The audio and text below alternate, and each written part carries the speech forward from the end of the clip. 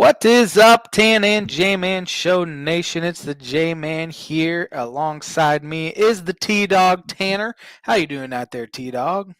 Doing good, Jay, man. It's one of my favorite weeks of the year, NFL draft hmm week.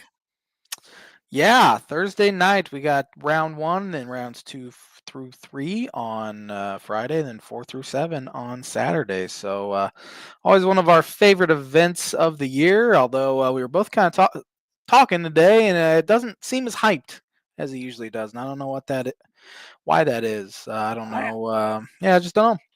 Yeah, I don't know if it's because in a lot of people's mind, the first 3, if not 4 picks are kind of already set in stone, even though I've seen some mocks that have some shakeups at 2 in particular, draft spot number 2. But I don't know. I mean, I think it's going to be a fun draft. But yeah, I mean, it didn't sneak up on me. I know it snuck up on you.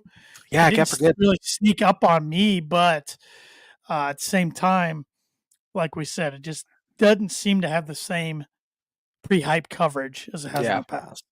I don't know. Yeah, for years it was like my favorite event of the year. And I think the way they do it now where, round 1 is Thursday and then 2, 3 Friday, then the rest is on Saturday. I miss it when it was like rounds, what was it, like 1 through 4 on Saturday and then 5 through 7 on Sunday or something like that. I don't know.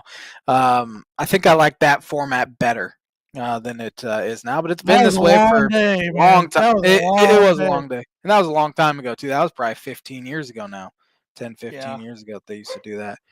But I don't get into it as much. Like I haven't followed any pre-draft coverage at all for whatever reason. Haven't looked at a single mock draft. I'm excited to hear yours to get me up to date on the what you're hearing throughout the Oh, Twitter what I'm sphere hearing. of Yeah, yeah. Well, I your will say sources. there's like 4 schools and like some my mock draft that kind of dominated the first round. Mm. So I mean, there was other schools obviously, but there's 4 schools that had multiple picks. So Yeah. yeah. So, but I brought some birdie or bogey with me. You're in just a commanding lead right now for the year. I'm in trouble, honestly, unless you have a Greg Norman type meltdown.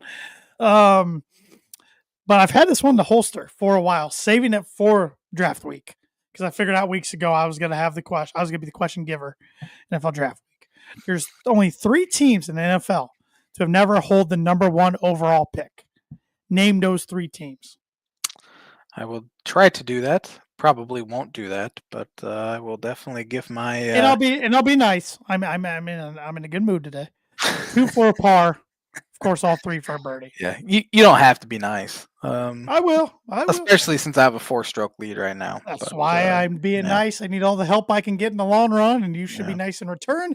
But you're a jerk, so I am. I am. So we'll see if this changes things around for me. If my heart grows a little bigger, kind of like the Grinch. We'll see. uh, Probably not. yeah, like yeah. Have you ever been diagnosed by the doctor with having a small heart?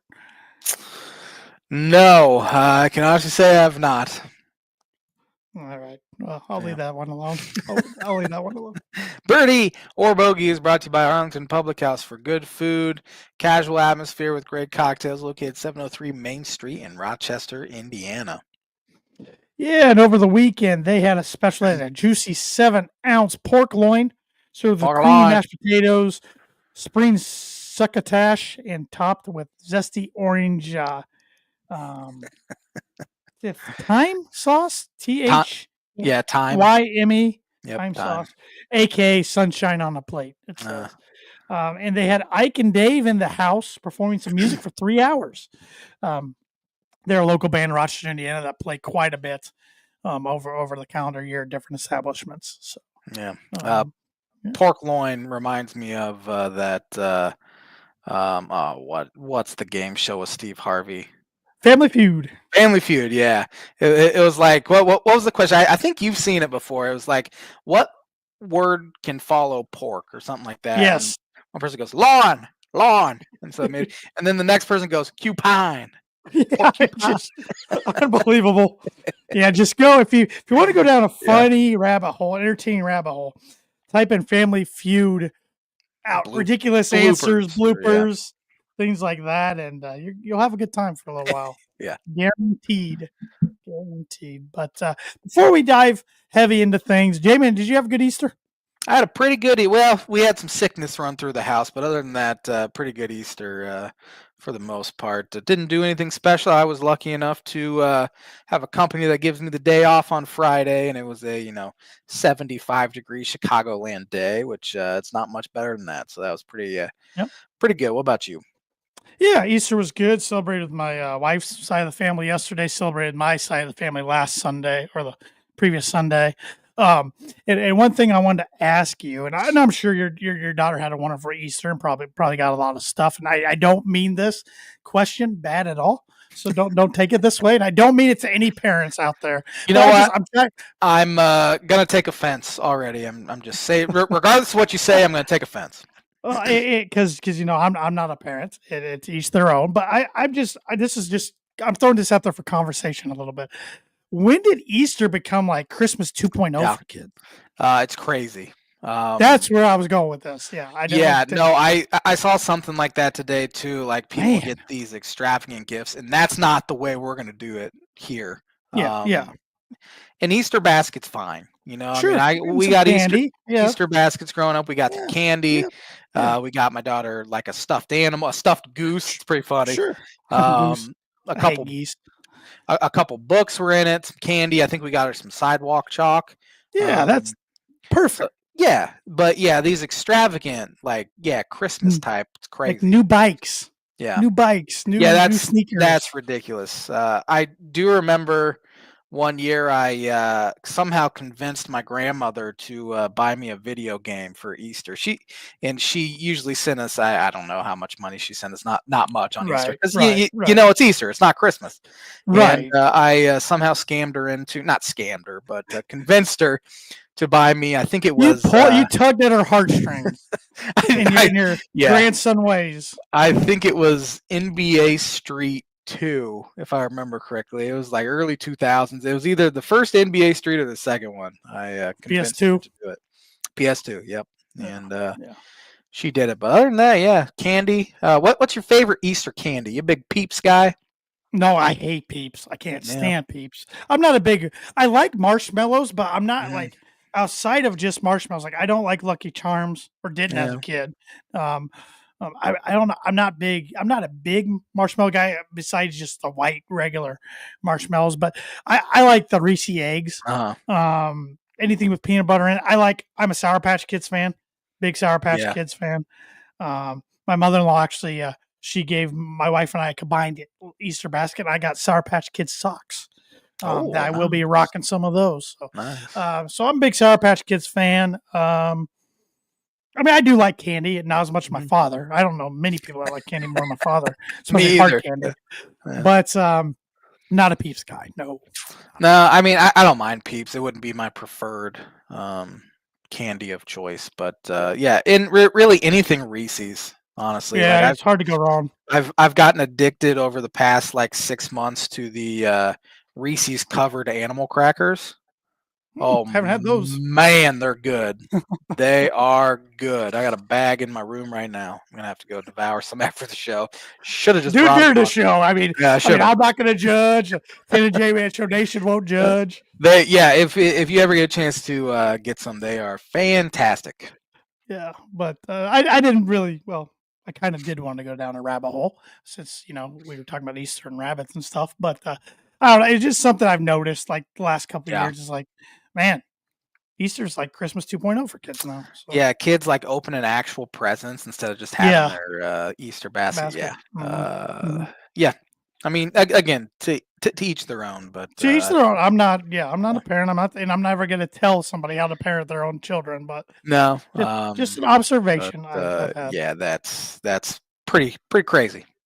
Yeah, and I guess there really isn't another holiday you open presents besides your birthday and Christmas.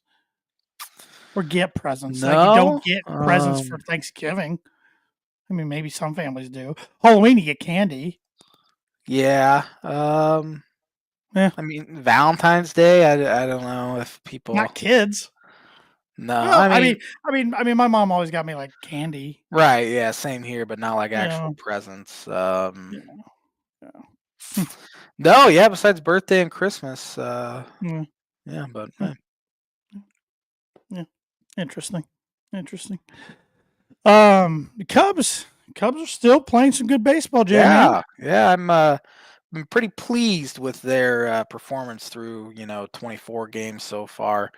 I'm not gonna get too ahead of myself yet because last year they were 15-9 through 24 games, and the year before they were 14-10 as well. So, but very encouraging signs with this ball club, considering they have by far had the hardest schedule in baseball so far. I mean, they are already done with the Padres, who are a very good baseball team, and last I checked, still had the best record in the majors. They still do.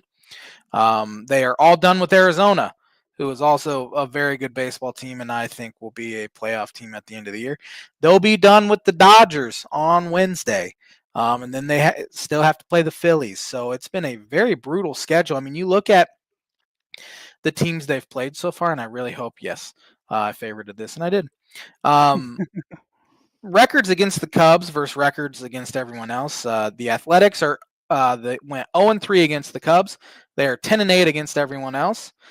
Cubs went 4-3 against the Arizona Diamondbacks. They are, I gotta do my math now. They were 10-5 against everyone else. And now I think, yeah, 10-5 against everyone else. Cubs went 3-3 against the Padres. The Padres are 13-3 against everyone else. They went 2-1 against the Rangers, and the Rangers are 13-7 against everyone else. And the Dodgers are 3-2 against them, but they are 12-5 against everyone else. So a lot of those teams' losses have come against the Cubs, which is a good thing going forward. As we said last week, Justin Steele's out for the year, so they got some really troubling pitching issues, especially in the bullpen. And it flared up majorly on Friday afternoon. It was a tough day to pitch because the wind's blowing out 30 miles an hour, so it feels like if you hit a fly ball, the thing's going to go. But Cubs found themselves up 7-1 in the top of the eighth inning in control, feeling pretty good. Next thing you know, they gave up 10 runs in the eighth inning alone, and that included arguably their best reliever, Porter Hodge, giving up six runs by himself, and found themselves down 11-7. Now, what the Cubs have done is they just fought back, and they put up a 6 spot in the bottom of the eighth. So it was a 16-run inning total in the eighth inning, which is the most in a game, in an inning in a game since 1914. In just the seventh and eighth innings at Wrigley today, there were 6 homers, 2 grand slams, all 4 types of hit, single, double, triple homer, all 4 types of homers, solo, 2-run shot, 3-run, grand slam, 3 half innings of 5 or more runs. Never in MLB history had all of that happened in an entire game, let alone 2 innings. So yeah, they have some pitching issues, and they did make a trade I saw today for Drew Pomeranz, and you have it up on the screen, I think, too, right? Yes, I do. Yes, Yep. yes, you do. But he's a AAA guy who Gotcha. is about 40 years old, so Yeah. he's been around for a long time. But he's had a pretty good career. He's been in the rotation, in the bullpen as well. I think he had an ERA over 4 through 14 innings in AAA so far this year. So at the very least, it helps with depth.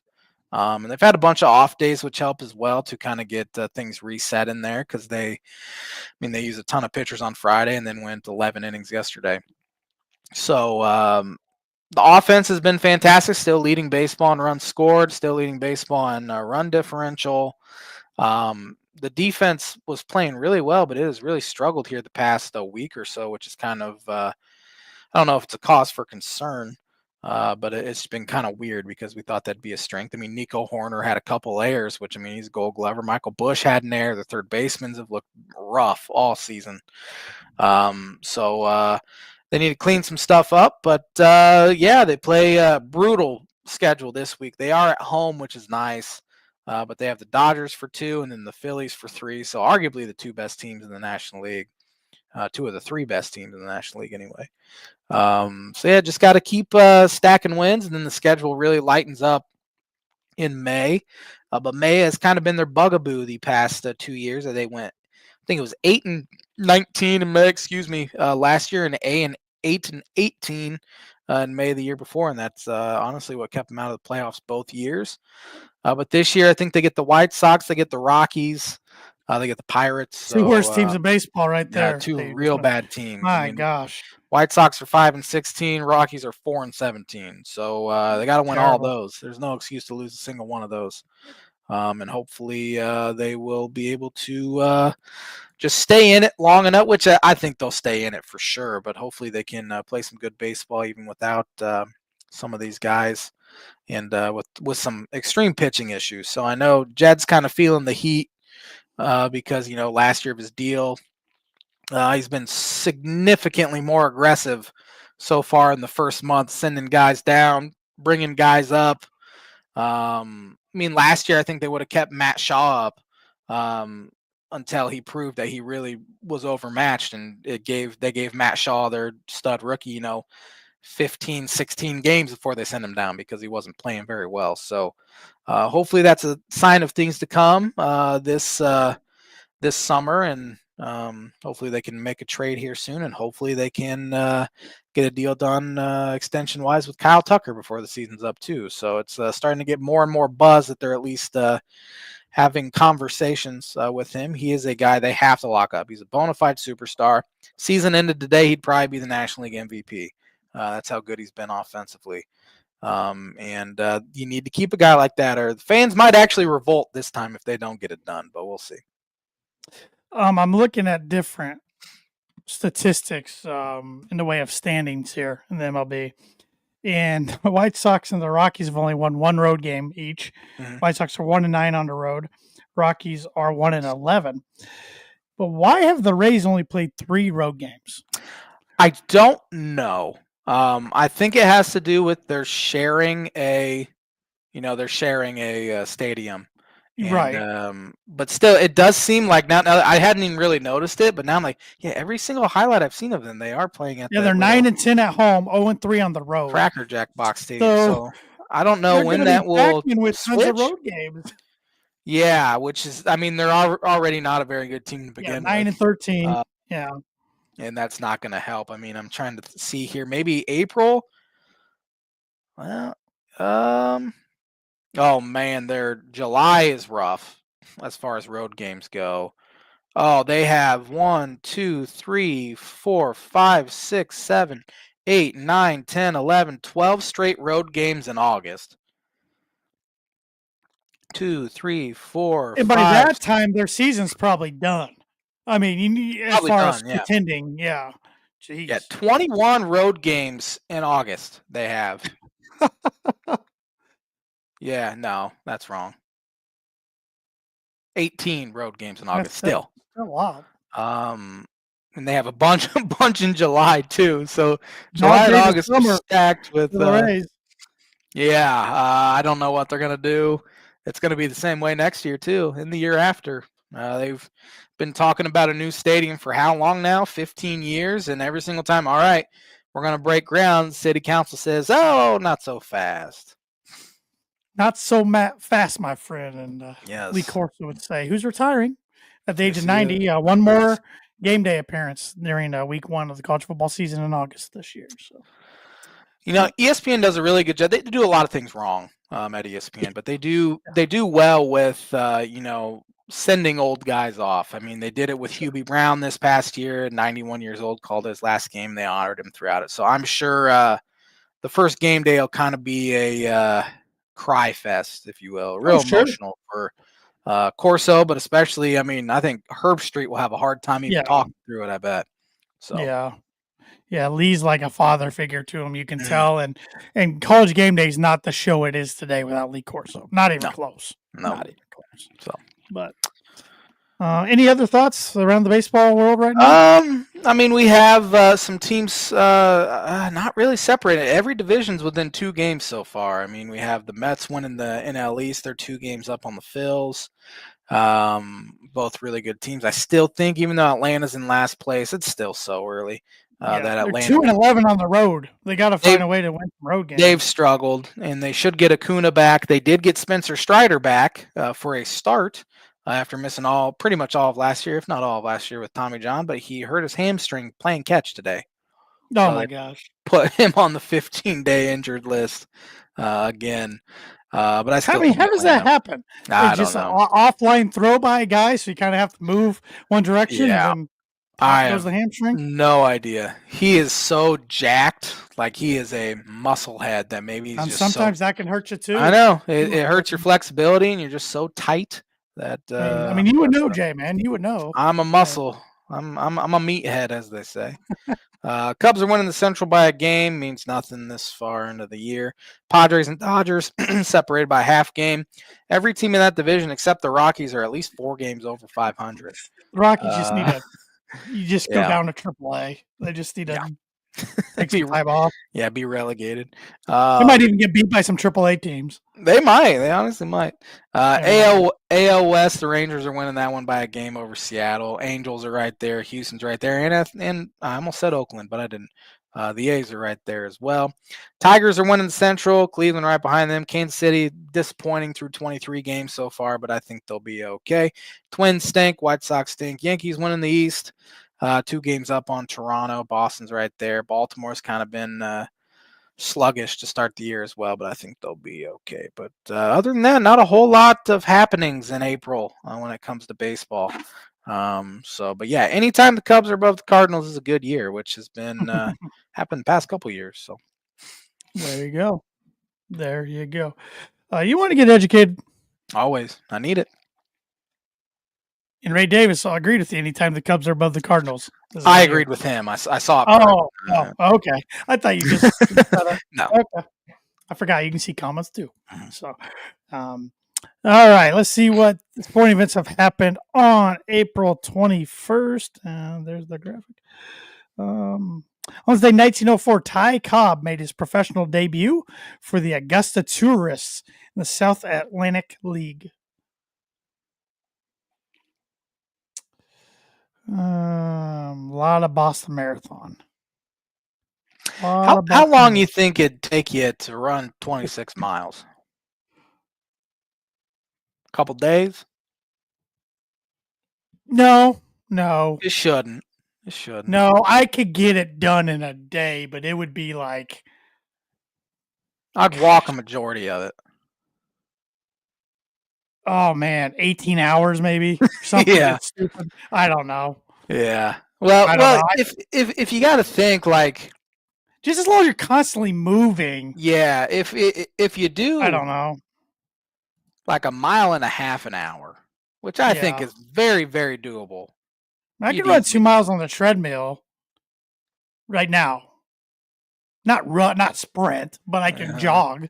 Yeah. But after that, I get pretty tired. So yeah, well, like even a brisk walk, I think I could do 26 miles, and I would say it might take me 14, 15 hours, but I should be able to do it. I probably didn't give myself enough credit, but I would have to be very hydrated. Yeah. Let's see. This is a weird one I've never seen. On Wednesday, 1944, the NFL Chicago Cardinals and Pittsburgh Steelers merge, then dissolved on December 3rd. Wonder if it was a World War II thing. Oh, could be. One I missed a decade prior on this day, 1934, Senators catcher Mo Berg plays. It says plays. That's weird. Oh, I get what I'm saying. Plays an AL record 117th consecutive errorless game. Pretty good for catcher. That's very good for a catcher. On this day, 1951, who won the NBA championship? 51. I'm going to go with the Minneapolis Lakers. The Rochester Royals beat the New York Knicks 79-75 to take the series 4 games to 3. First finals appearance for both teams. On this day, 1967, the Dodgers had their first rain out in Los Angeles after 737 consecutive games. I don't think they'll have many more of those. Man, a lot of Boston Marathon. On this day, 1987, the Brewers lost their 13th consecutive. No, wait. Brewers lose, ending AL season opening winning streak at 13. Never mind. Oh. Thought they lost 13 straight games. Okay. They started the season with 13 straight wins, then lost. I remember, I think it was 1996, maybe. Cubs started 0-14. It's not good. No, something like that. On this day in 1989, George W. Bush and Edward W. Rose became joint CEOs of the Texas Rangers. I've always heard George W.'s dream job wasn't the presidency; it was MLB commish. That'd been an interesting role. Mm-hmm. Except nobody was unseen Bud Selig back then. No, somebody should have. On this day, 1990, the MLB's Cincinnati Reds extended their winning streak to start the year into 9-0, best start in club history. It was about the last time they were halfway decent. This is a weird one. Also, on this day, 1990, there was a National League umpire that was arrested for stealing baseball cards. I'd say who. I for one remember when they had National League umps and American League umps. Now it's just it's been probably, I don't know, 20 years before since they changed that. Who was the number one overall NFL draft pick in 1991? 91? Was that Jeff George? It was University of Maryland defensive tackle Russell Maryland to the Dallas Cowboys. Huh, Maryland, huh? Went to Maryland. Russell Maryland of Miami, Florida. Miami, Florida. Yep. Well, I assume it says University of Miami. I assume it's Florida, not Ohio. I assume. On this day, 1994, Eddie Murphy set a record for switch hit home runs in a game 11 times. Man, he was good. He played for 40 years. Yeah, I did. On this day, 1995, the Boston Celtics won their final regular season game at the Boston Garden, beating the Knicks 98-92. Then they went to the Fleet Center, I think, and now I don't know what it's called. I have no clue what it's called. Isn't it TD Ameritrade Boston Garden or something like that? I think you're right. On this day, 1996, the Bulls wrapped up the regular season with NBA record 72 wins, 72-8. On this day in 2001, who was drafted number one overall in the NFL draft? 2001. Oh, was that Vick? Michael Vick? Michael Vick. Atlanta Falcons. I used to be really good at this, but I get my years screwed up. Yeah, it's easy to do. On this day in 2012, Chicago White Sox pitcher Philip Umbar pitched the 21st MLB perfect game against the Seattle Mariners. I would say he was the worst pitcher ever to throw a perfect game. That'd be like Danny Willett winning the Masters or something. Yeah. Good comparison there. I like that. On this day, 2018, Oakland A's left-hander Sean Manaea no-hit the Boston Red Sox. He's from the region. I played against him in high school. Did you get a hit? I don't remember. I'm gonna take it as a no because I think you would remember that if you got a hit against. It's a guy who pitched a no-hitter in MLB. Yeah. But knowing you went down swinging. You didn't look at him. You didn't look at the strike. No, I don't remember. Estimation. Wow, estimation. I cannot talk. Estimation. Estimation. If you had to estimate of your career strikeouts for Rochester Zebras high school, how many did you go down looking?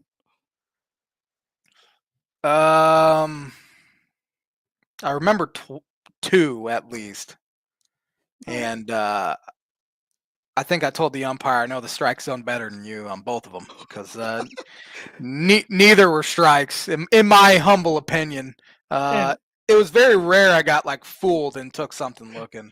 And knowing high school Jay, man, he didn't want to say it that nicely to you either, but he knew he'd get kicked out if he wanted to say what he really wanted to say. I want to tell him get some glasses there, fella. I remember we were playing at Plymouth, and I was the final out of the game. We were down 1. This wasn't the sectional game. You got picked off a second. Not the sectional game. No, Okay. this was at Plymouth, but like actually against Plymouth. That was against, I got you. yeah, CMA, the sectional right. game was against CMA, and the guy ended up playing Mm. Division 1, so I feel better Yeah. about that. But No. this pitch was so far outside that I would have had to throw my bat at it just to hit it, and he called it a strike. Not fun memory. You never asked me about my good memories that I have in baseball. I don't have that many, but because like we say, like we like to live in misery. We like to talk about bad things that happen to our sports team. So I talk about bad golf shots. You talk about bad memories of baseball. That's what we do. Bad baseball, yeah. That's what we do. Yeah, the getting picked off second will always be my my top one. Never did that again though. I learned. Yeah, you learned. You learned your lesson. Yeah. So, well, that was the On This Day segment, which is brought to you by this week, like it is every week on the Tan and J-Man Show, Mooney Woodcrafts. Mooney Woodcrafts is a veteran-owned and operated woodcraft shop based out of Texas with Indiana grassroots. They provide 100% hand-cut custom designs that fit your needs, and their pieces are a great addition to any home, office, or man cave. You can see some of their recently completed projects by visiting them at Mooney Woodcrafts on Instagram and on Facebook. And if you let them know the Tan and J-Man Show sent you, get 15% off your first signed order. Mother's Day is coming up on May 11th, I believe it is. So it's right around the corner. And then Father's Day after that. So not too early. Definitely not too early for Mother's Day. Start thinking about what to get your mom. So yes, sir. Just saying. Order a wooden sign through Thad. Tell them the Tan and J-Man Show sent you. Get 15% off. Easy enough. What is your blind ranking? It is NFL draft related. All right. So I will. I'll do that right now. It's just random number 1 overall picks. Oh, great. Any criteria I have to base this on? Like my likeness of them, their overall career? I'm going to say overall career. All right. Is what I will say. So starting with Cam Scam Newton.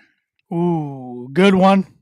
Broncos broke him in Super Bowl 50. They really did, didn't they? He was an MVP that year, but he was never the same again. Yeah.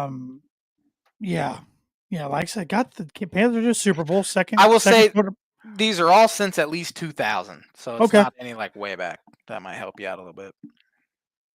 He was an MVP, so that's tough to do. So I'm going to put him at 2. All right. I don't feel good about it, but I hate putting guys at 3 right away. So I don't blame you. He was pretty darn good for a while, but then, he just fell off. Yeah. Thank you, Von Miller. Jared Goff. If you would have asked me this a while back, I would have had him at 5 without even thinking during his Rams days. But he's had a good resurrection of his career in Detroit. I'm gonna go 4. 4, huh? 4. I'd almost, I'll say it after we're done. Okay. Mario Williams. Not a great career, but not as bad as a lot of people probably think. Mm-hmm. Was number 1 overall pick by the Texans, when a lot of people thought they should get Reggie Bush. Reggie Bush went second to the Saints. Played for a handful of teams. Texans, Bills, Dolphins. Let's name a couple I can think of. Multi-time Pro Bowler. But I'm going to put him at 5. All right. Jake Long. Dolphins number 1 overall pick. Was really good when he stayed healthy. He was like Hall of Fame trajectory. Yeah. If he would have stayed healthy. But he didn't. I'm not good at evaluating linemen. I'm going 3. All right. I think you'll be okay with that for sure, because I have Myles Garrett on this list. All right. I'm good with him number 1. That's not a bad list, honestly. No, it's not. I probably put Cam 1 just for winning the MVP. Yeah. And getting to a Super Bowl. I mean, it's not Myles Garrett's fault that his team's trash around him, but he's dominant. He can take over a game. It's best as position, in my opinion, in the league. So, yeah, I'm good with that list. Where would you rank him? I would put Garrett 1. Okay. Then I would put Jared Goff 2. I think I know Cam had the MVP. But that was one season. I think Goff has proven. I mean, they both lost Super Bowls. They've both been to Super Bowls and both lost. But I think Goff has proven that his longevity. Goff didn't lead Lions Super Bowl. Forgot he played in the most boring Super Bowl of all time. Worst Super Bowl ever. I'd put him 2. I'd put Scam 3. I'd put Jake Long 4, and then Mario 5. Although I think Long and Williams could be a coin flip, and I probably just gave Long the Dolphins bump, if you will. Ray would have Cam at 4, and then Goff at 3, Mario at 5, Jake Long at 2, and Myles Garrett at 1. Yeah. So, good list. Fair. Yeah. Good list. I figured it was going to be NFL draft related. I even figured it was going to be number 1 overall picks. This is how much the NFL draft snuck up on me. All day I was thinking about doing a WrestleMania one. Hey, I would have been game for that, man. I know. So I'm like, I can't think of any. What has happened? I would have been game for that. Tanner's been tweeting about WrestleMania for about 4 days. Don't get me down a rabbit hole about Travis Scott, please, today. Please. The rapper Travis Scott, the musical artist. Yes. What happened? He was okay. Oh, you got it. Here go rabbit hole, everybody. Everybody's turning the podcast off now. So last month up at a pay-per-view in Canada called Elimination Chamber, he came out with The Rock in a segment with Cody Rhodes and John Cena, and that's when John Cena turned heel, which is a bad guy. And they formed like a little faction, those 3. And Travis Scott legit busted Cody Rhodes' eardrum because he smacked him so hard upside the head. So he doesn't know what he's doing. Yeah. Okay. Didn't see him till WrestleMania, even though you're like, he and The Rock are probably going to be involved. Well, The Rock didn't show up. I guess he wasn't playing. That was stupid. I don't know why The Rock was there last month then. But Travis Scott's music hits in the main event for the title of John Cena versus Cody Rhodes. And he comes down and helps John Cena win the world title. Are you kidding me? What are we doing? You have a celebrity rapper that's getting involved in your biggest match of the year. What are you doing? Stupid. Just dumb. The writers phoned it in, huh? Yeah, they did. Big time. It's good WrestleMania till then. Good WrestleMania till his music hit. And I don't know if I could say this with FCC, but it felt like just a wet fart when his music hit. It just took the air out of the building. How often does a guy turn heel and then go and win the main event in WrestleMania? No, once in a while. Everybody knew John Cena was going to win because this is last year. He's retiring at the end of the year, like for good. And this passed him over Ric Flair for the most championships ever. 17. So it was writing on the wall that he was going to win. It was just, you didn't know how he was going to win. I thought The Rock would get involved because The Rock's a bad guy right now when he shows up, but he didn't. And Travis Scott did instead. I saw Cena said that fans have bullied him into getting hair plugs. His bald spot's pretty bad. As someone who's had a bald spot since 22, bald is beautiful. Yeah, but see, you just rock it. He's still trying to grow hair, and it's just shave it, man. It's so much easier to just shave it.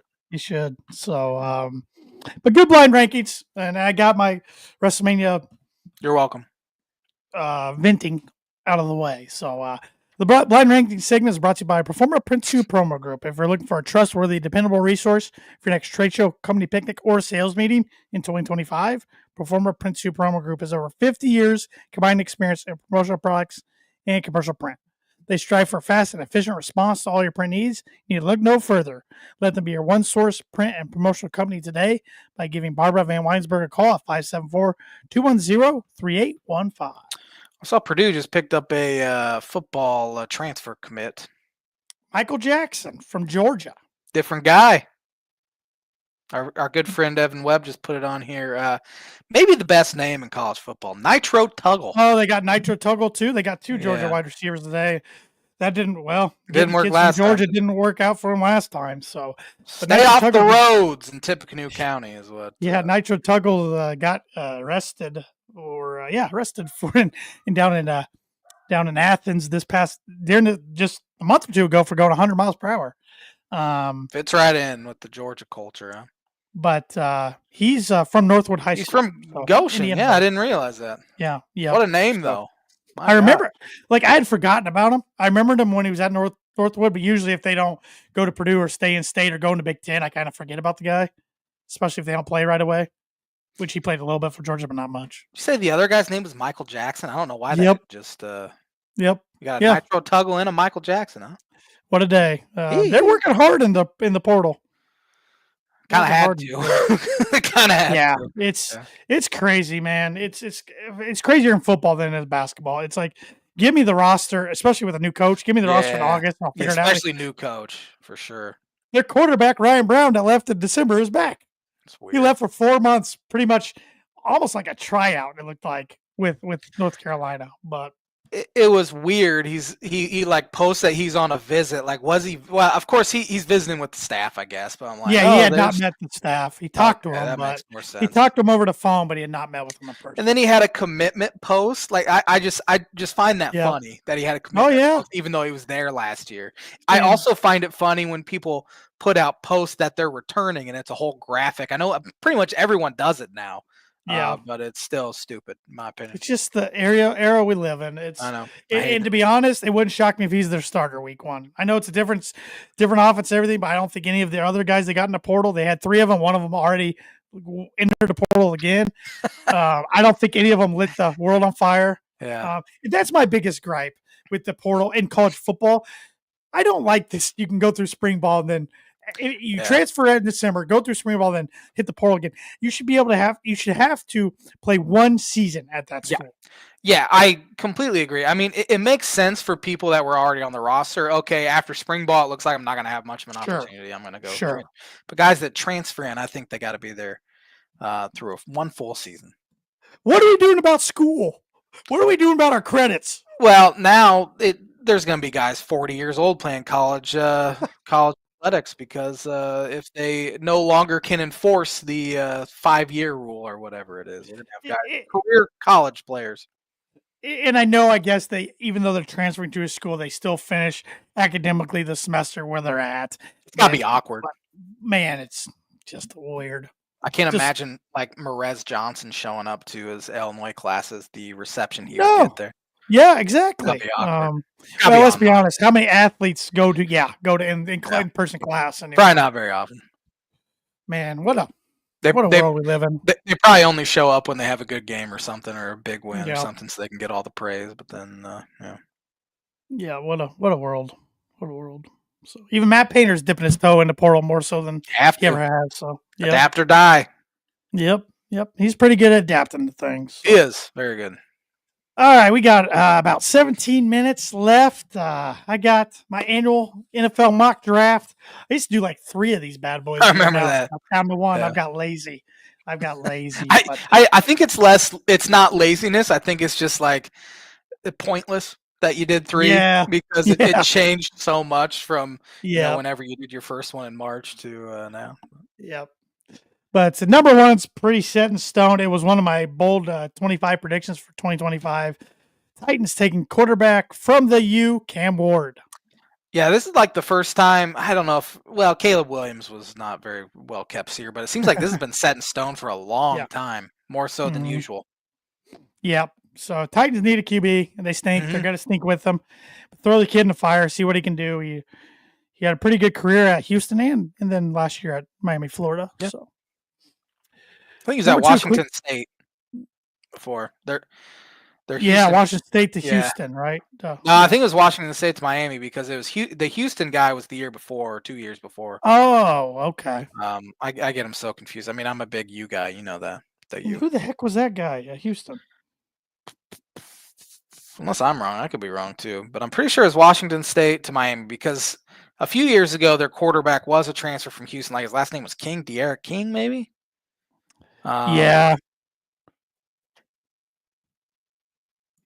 I'm looking it up. You're right, Washington State. Yep. King was the guy from Houston. That's right. See, I'm glad you're here. And I'm not doing this by myself because I would just say something, just move right on. And I like to fact check you. think I'm the smartest guy ever, and I'm not even close. So, all right, number 2, Cleveland Browns. I got him taken. I'm calling him an athlete because he plays wide receiver and defensive back, and he wants to do both in the pros. Don't know if that's attainable. But Travis Hunter from Colorado, Heisman Trophy winner. Wonder if he'll pull an Eli or Elway and say no, thank you. The Browns need a good football player. They need something to excite their fans. I think this would do it. Yeah, if he plays both sides, it's pretty. It's a pretty good player. Obviously, that's like a Shohei Ohtani. I know they like to compare him to Shohei. It's not even remotely close. But if he can even play one like wide receiver competently, I think it's steal. I mean, they could go QB route, I guess, at 2. Seen some mocks. Haven't taken Shadir at 2. Yeah, that's QB hell there. Yeah. Deshaun Watson, man. Yeah, Kenny Pickett. Kenny Pickett. Number 3, the New York Giants. I got them taking edge rusher Abdul Carter from Penn State. Yeah. I think one time he was projected number 1 overall pick. I was gonna say I think he might be the safest pick in the draft. Yeah, he's pretty good. Yeah, pretty good. Number 4, the Patriots. I could see them taking Travis Hunter if he slips down to 4. Well, I could definitely see him taking. Yeah, but I don't think he's going to. I don't think he. Like I said, I don't think he Browns gets back to the Giants. Yeah, either. Right. I got him taking offensive tackle out of LSU, Will Campbell. Yeah, that'd be a heck of a pick. They did some good things in the offseason. They need to get some protection up there for Drake May. Yeah, I think their best offseason acquisition was hiring Vrabel. He will turn them into a tough football team, and I hate that he's in my team's division. Yeah. It's been joyful to watch the Patriots struggle, but don't know how much longer that's going to last. So. Yeah. Number 5, the Jaguars. This was a tough one because I feel like they could go many different directions, but there's a lot of smoke all of a sudden around Jaguars at number 5 with this player, and that's Ashton Jeanty, running back from Boise State. Man, taking a running back top 10 in the first round anymore is risky, let alone top 5 or top 10 even. But that would be fascinating. The Jags are interesting because their new GM, who came from the Rams, follows the Ram playbook of they do not do pre-draft like visits or anything. So we have no clue who they're interested in at all. Yep, that's just saw it on a couple different mock drafts. I'm like, that'd be fun. Another team that needs a spark of excitement for their 5 fans out there. So, and maybe this was a little personal bias. I don't want them falling to number 6 to the Las Vegas Raiders because there's a lot of smoke that the Raiders want them at number 6. They do need a running back. They could go in a lot of different directions. They did sign Geno Smith to a 3-year deal. Pete Carroll taking the reins out there in Vegas. But Geno does have the team's got an option, I think, after 2026. So they could get out of it a year early. Some people think Shadir could be linked there. I got him going defensive tackle Mason Graham from Michigan. He's also a very safe pick. Yep. There, as far as like being taken in the top 6, he's a pretty sure bet that he'll be a really good player. It'll be interesting if they do take Shadir though, and see the Sanders reaction to him not starting year 1. And if Geno plays good, you got him on contract for 2 more years. Yeah. I just don't think they'll do it. I don't think they'll do it. I hope they do. I think it'd be fascinating to watch. Number 7, the Jets. I got them taking some offensive line help. They could go a lot of different directions, but I think they need to find somebody to block up there for Justin Fields. I've got them taking Armand Membao, I believe is how you pronounce his name. I'm not sure on that. He's from Missouri. Missouri. Yep. Number 8, Carolina Panthers. A lot of these teams can go in so many different directions, but the Panthers need some pass rushers. I got them taking edge rusher Jalen Walker out of Georgia. Dude's a stud. He might not even be there at 8. Yep. But number 9, New Orleans Saints. Need a quarterback. I got him taking Shadir Sanders from Colorado. This will be the J-Man's Booker prediction of the week. Jackson Dart is taken before Shadir Sanders. Oh, Sanders falls. That's a hot take. Yeah.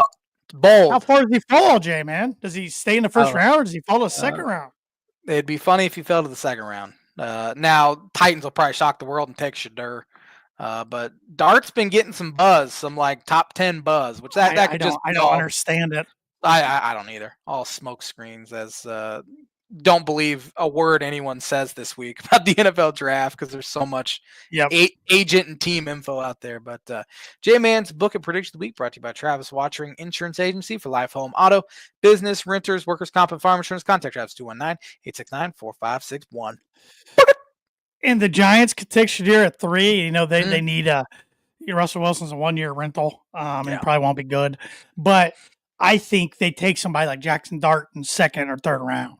Yeah. That's what I'm looking at. So number 10, Bears. They've had a good offseason. They've got a few good pieces of the offensive line, but you can never have enough linemen. I think they go offensive tackle Kelvin Banks Jr. from Texas. Hoping you'd have him fall into the Dolphins. What do you want the Dolphins to do? Offensive line. Their offensive line is miserable. They also need D tackle. They're going to look for a trade to try to trade Jalen Ramsey. They got a lot of needs. Yeah, I know that they were tough to predict. Yeah. San Francisco 49ers trying to fill a gap in their defensive backfield. I got them getting arguably the best defensive back in the draft, Will Johnson. Oh, man. I was hoping after Banks was taken 10th, I was hoping Johnson was going to be there. I'm killing you. You're killing me. Number 12, Cowboys. I got them getting Dak some help, another target besides CeeDee Lamb. I cannot pronounce this guy's first name. Tataria McMillan out of Arizona. Oh, yeah. He's mocked as the first wide receiver off the board. Some people have him going in the top 5. He's big. He's like 6'5", but can also run very fast. Fly. Yep. The Miami Dolphins on the clock at 13. I got him getting a defensive back. All right. Jahdae Barron out of Texas. I'll say I've never heard of him. Jahdae, Jahdae. So a mock to the Dolphins in 3 different drafts. So yeah, if Johnson falls, I think they take him. Malachi Starks has also been mentioned, but he had such a bad pre-draft workout. He's a good safety. That he might fall the 2nd round, but his because he didn't run very well. That's pretty much it. But yeah. I have him on the board in the 1st round, but a little later. 14 Colts. I hope they don't get this guy because Tyler Warren, tight end out of Penn State, but he'd be a weapon for Richardson or Danny Dimes. Definitely, yeah, that makes a lot of sense there. Number 15, Falcons. I've always feel like the Falcons are a defensive needed team in the draft, so I got him getting linebacker Jahad Campbell out of Alabama. Number 16, Cardinals got them getting edge rusher Mike Green out of Marshall. Unheard having somebody in the 1st round. I got a lot of edge rushers in this 1st round. In the trend continues, number 17, the Cincinnati Bengals taking edge rusher Mikael Williams out of Alabama. They need as much defensive help as possible, or they're going to have to win 42-38 every single game. Yep. Seattle Seahawks, I feel like always need linemen, and they need somebody up there to protect Sam Darnold. I almost said Sam Howell. So I got him taking interior offensive lineman Gray Zabel from South Dakota State. 19, Tampa Bay Buccaneers, I got him taking safety Malachi Starks out of Georgia. There it is. Number 20, Denver Broncos. I'm hopeful this guy falls to 20, and I'm thinking he might, maybe. Marion Hampton out of North Carolina. Running back? Yep, running back. I could see them trading back. Travion Henderson out of Ohio State's another one I love. Either one of those 2 guys I'd be very happy about. As long as they get running back, whether it's 1st round or if their first pick is in the 2nd round, if they trade back, as long as they get running back with the 1st pick, I'm going to be happy. It's not running back. Give me a tight end. I remember that one year Broncos were picking real late and you stayed up and you're going to watch it and they traded out of the 1st round into the 2nd round. 2012, Derek Wolfe. Never forget. Yeah. It's like midnight. Oh, that's great. Going to bed. Derek Wolfe's a good Bronco, but that tipped me off at the time. At number 21, Pittsburgh Steelers. They could go quarterback if Aaron Rodgers gives them any indication that he's not going to be Steeler. I think he will be, but it is exhausting. Make up your mind. Let them know. He said, tell them they're not in a rush. He said, I'll play for cheap, like $10 million. I'd play quarterback for $50,000 there, sir, if I'm in the NFL. I might bunch all my savings together, which isn't even close to $50,000 to watch you play quarterback in the NFL. I got the Steelers. I think the Steelers and Aaron Rodgers are a marriage this year. So I got them getting some defensive line help. Defensive tackle Derek Harmon out of Oregon. Yeah, their defense is getting old. Yes, it older, does. so that makes sense. Well, their offense will be old too if you got Rodgers slinging the rock back Yeah. there. 22, I got Harbaugh and the Chargers taking Cole Loveland, tight end out of Michigan. Harbaugh knows him real well from Yeah. Michigan. He's a Makes a good lot tight of end sense.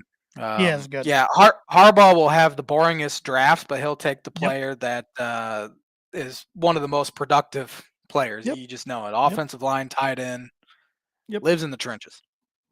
Green Bay Packers at 23. It'll have the crowd's attention. The draft's in Green Bay this year. This one I kind of took a need. I don't know if they really need, but Christian Watson can't stay healthy. So I thought Jordan Love might need another target. Matthew Golden out of Texas, wide receiver. They're always needing some wide receiver help. Yeah. Yep. Vikings at 24. I have them taking a safety. It's a nightmare name to pronounce. Nick Anamawari, I believe, out of South Carolina. I don't know. That's what I hate about the mock drafts every year. I'm like, there's always some names I just can't pronounce. It's always my favorite part. Number 25, the Texans. The Vikings actually were it was hard to find a mock draft with the Vikings staying put. They almost all of them have them drafting, falling back into the second round. So, but I don't do trades. Even though last year I noticed they did trades in the mock draft for the first time. Too much work. Work. 25th selection, I got the Texans getting some offensive line help for CJ Stroud. Couldn't think of his name. Offensive tackle out of The Ohio State University, Josh Simmons. 26, I got the Rams. The Rams taking Maxwell Harston, cornerback out of Kentucky. And then I got a big run on edge rushers here late in the first round.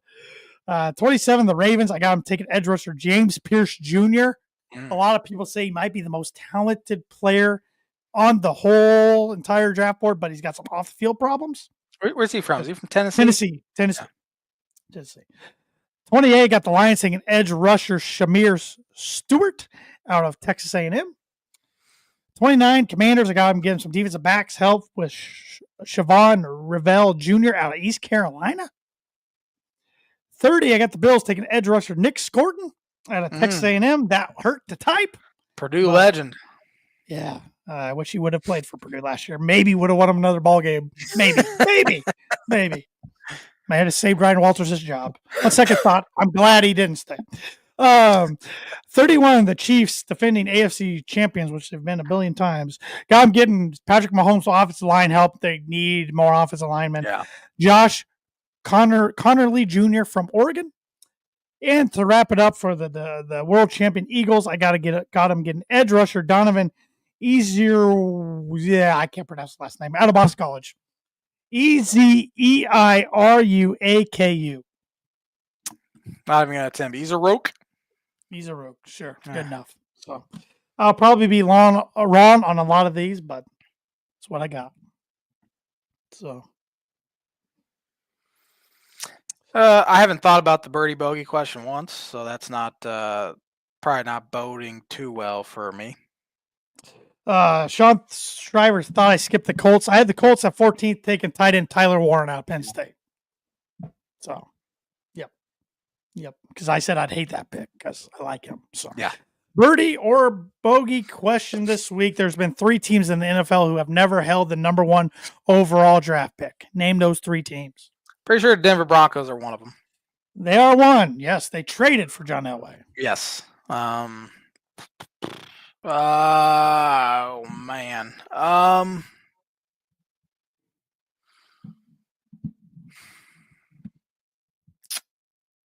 Seattle Seahawks?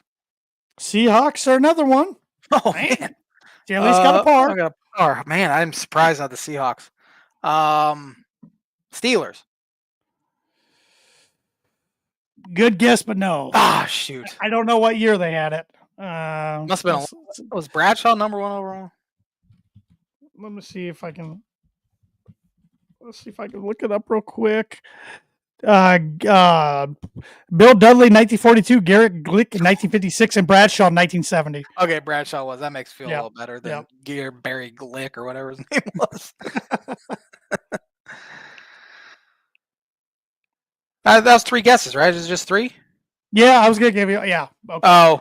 Oh, yeah. I guess I could make another guess. Eagles.